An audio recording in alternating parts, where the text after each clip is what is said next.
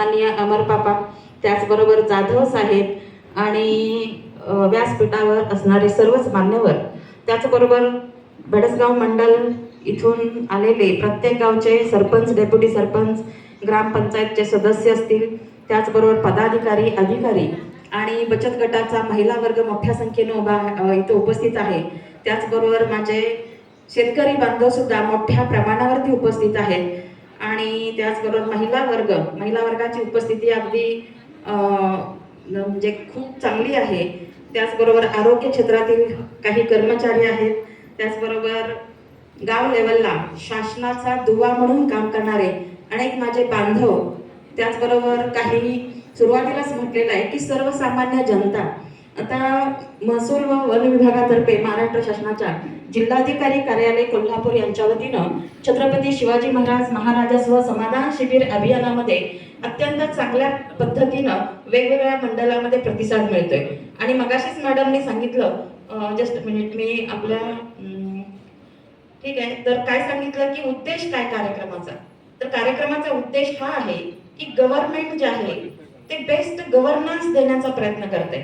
चांगलं प्रशासन कशाला म्हणतात, तर लोक आणि शासन यांचा मधला दुवा, चांगलं उत्तम पद्धतीनं काम करणारे प्रशासन, प्रशासकीय अधिकारी, सर्व इथे उपस्थित अधिकारी महसूल विभागाचे, तर यांनी सर्वसामान्य जनता, शेतकरी, विद्यार्थी, महिला यांना जे जे फायदे आहेत, शासनाच्या या योजना आहेत, त्या योजना तत्परतेनं पोहोचवण्याचा काम आणि हा उद्देश आहे तो आजच्या शिबिराचा आहे.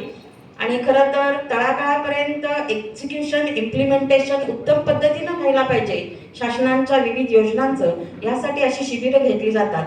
आणि मी तर म्हणेन प्रचंड प्रमाणातल्या शासकीय योजना. आता मला एक सांगायचं madam, past is history, future is mystery and present is gift.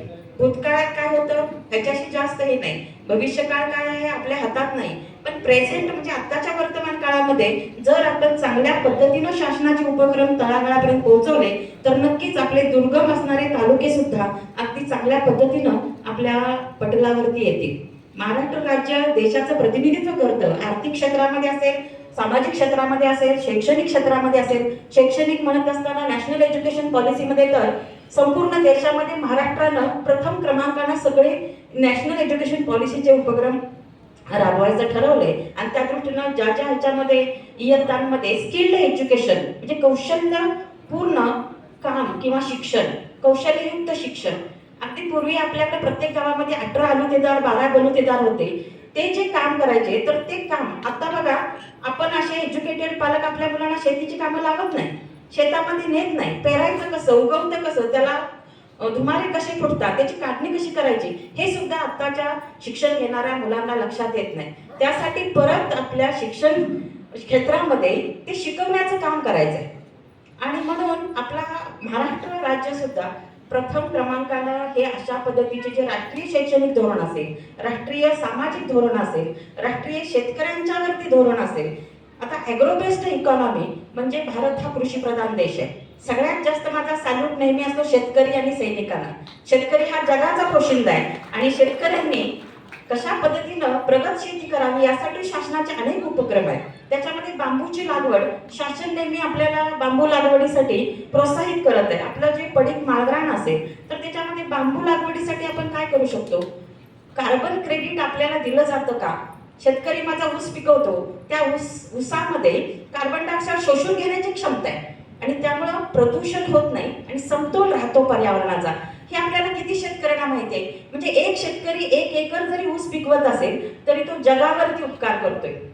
अन्नधान्य पिकवून तो उपकार करतोयच. माझ्या माता भगिनी, प्रगत शेतकऱ्यांसाठी सुद्धा, शेतकरी माता भगिनींसाठी सुद्धा अनेक योजना आहेत.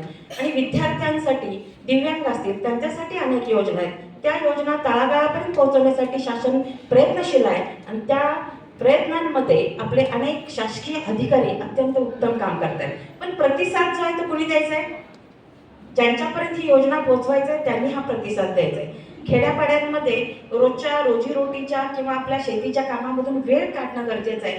आता बघा, ही जी पुस्तिका आहे तर ह्या पुस्तिकामध्ये अनेक योजनांची माहिती आहे. त्याच्यामध्ये तुम्हाला संजय गांधी निराधार योजना असेल, खरं तर आमचे मास्तरांना यासाठी खूप तळमळीनं काम करतात. जे लाभार्थी आहेत ते सांगतात की लाभार्थी दादच देत नाहीत, कागदपत्र देत नाहीत. आधार कार्ड असू दे, त्यांचं काय रेशन कार्ड असू दे, रहिवासी दाखला असू दे. तर त्याचबरोबर इतर योजना आहेत. श्रावणबाळ सेवा राज्य निवृत्ती वेतन योजना आहेत. त्याचबरोबर पाणंद रस्ते खुले करणे अभियान असेल, लोकसेवा हक्क दाखले शिबिर असेल. तुम्हाला दाखले कमी वेळेत मिळतात. आणि शेवटी मगाशी मॅडमने सांगितलं जिवंत 7/12 आणि 7/12 प्राप्त करण्यासाठी याचा QR कोड स्कॅन करायचा आहे. म्हणजे शासनानं इतकी सोपी सुविधा करून दिलेली आहे. QR कोड तुम्ही आणि मोबाईलचं ज्ञान असणं जरा काळाची गरज आहे. आपल्या घरी आपले नातू असतील, मुलं असतील, त्यांना हे मोबाईलचं ज्ञान असतं किंवा ई सेवा केंद्रामध्ये तुम्हाला चांगल्या पद्धतीनं त्याचं मार्गदर्शन मिळेल. शासनाच्या अनेक योजनांचा तुम्ही जरूर लाभ घ्यावा आणि जितके जास्त तुम्ही ॲक्टिव्हपणे ह्या शासनाच्या योजनांना दाद द्याल तितका आपला शाहूवाडी तालुका बऱ्याचदा दुर्गम मानला जातो. पण दुर्गम जरी असला तरी प्रज्ञावनांचा तालुका आहे. अधिकारी संख्या जास्त आहे. मी स्वतः माझ्या विद्यार्थिनी कॉलेजला यायच्या तर घरचं सगळं काम शेणखाण करून यायच्या, पण वर्गामध्ये नंबर काढायच्या. म्हणजे भौगोलिक परिस्थिती अशी आहे की त्यांची बुद्धी चांगली विकसित झालेली आहे. म्हणून ह्या प्रज्ञावनांच्या तालुक्यानं, शाहूवाडी तालुक्यानं सगळ्याच क्षेत्रामध्ये प्रगती करणं हे अपेक्षित आहे. त्याच्यामध्ये शैक्षणिक प्रगती असेल, अनेक अधिकारी झालेले आहेत. सामाजिक प्रगतीनं आता गटशेती, आता मगाशी मॅडमनी सांगितला विषय क्लस्टर फार्मिंग, त्याच्यामध्ये गटशेतीचे काही फायदे असतील, शेतीसाठी अवजारं शासनाकडून मिळत असतील, बचत गटांना अगदी वेगवेगळ्या इन्स्ट्रुमेंट मिळत असतील, शेतकऱ्यांना काही इन्स्ट्रुमेंट मिळत असतील. त्यासाठी काय प्रक्रिया करायची हे जाणून घ्या आणि शासनाला चांगला प्रतिसाद दिला तर नक्कीच हे महाराजास्व अभियानाला जे नाव दिलेलं आहे तो आपला जनतेचा राजा, इतिहासाच्या पानावर, जनतेच्या मनावर, मातीच्या कणावर आणि एकनिष्ठतेच्या प्रमाणावरती राज्य करणारा राजा म्हणजे राजा शिवछत्रपती. आणि त्यांना परत एकदा मी अभिवादन करते. परत एकदा शासनानं खूप चांगला हा उपक्रम आहे. दरवर्षी आपण शासकीय लाभ प्रमाणपत्र वाटप करत असतो. जास्तीत जास्त संख्येनं त्याला प्रतिसाद मिळतो. परत एकदा आपल्या शाहूवाडी तालुक्यातील मंडल बेडसगाव अंतर्गत जे उपस्थित राहिले त्यांना मी विनम्र प्रणाम करते आणि मी माझं मनोगत थांबवते. जय हिंद, जय भारत.